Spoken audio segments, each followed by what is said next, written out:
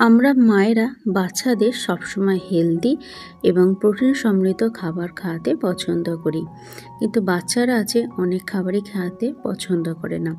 আজকে স্কুলের টিফিনে একটা হেলদি টিক্কা বানিয়েছিলাম, যেটা প্রোটিনে সমৃদ্ধ আর প্রচুর পরিমাণে ফাইবার আছে।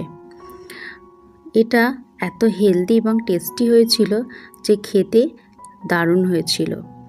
তো এটা বানিয়েছিলাম কিনোয়া দিয়ে টিক্কা।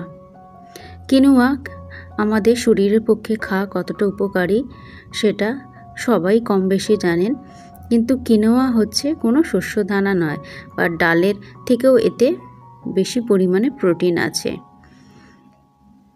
সেই কিনোয়া দিয়ে টিক্কা করেছিলাম। এই রেসিপিটা আমি আমার পরের ভিডিওতে শেয়ার করব।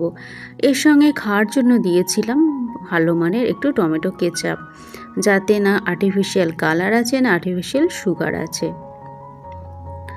আর ফলের মধ্যে দিয়েছিলাম পেয়ারা। পেয়ারাটা দানাগুলো ফেলে দিয়ে পেয়ারাটা কেটে দিয়েছিলাম। তো রেডি আমার টিফিন বক্স। কেমন লাগলো আমার টিফিন বক্সের আইডিয়াটা অবশ্যই কমেন্ট করে জানাবেন। আর এই রেসিপিটা পাওয়ার জন্য অবশ্যই চ্যানেলটা সাবস্ক্রাইব করবেন। তো ভিডিওটা দেখার জন্য অসংখ্য ধন্যবাদ। সবাই ভালো থাকবেন, সুস্থ থাকবেন আর আমার সাথে থাকবেন। চ্যানেলটা সাবস্ক্রাইব করবেন আরও নিত্য নতুন রান্নার ভিডিও বা টিফিন রেসিপি পাওয়ার জন্য।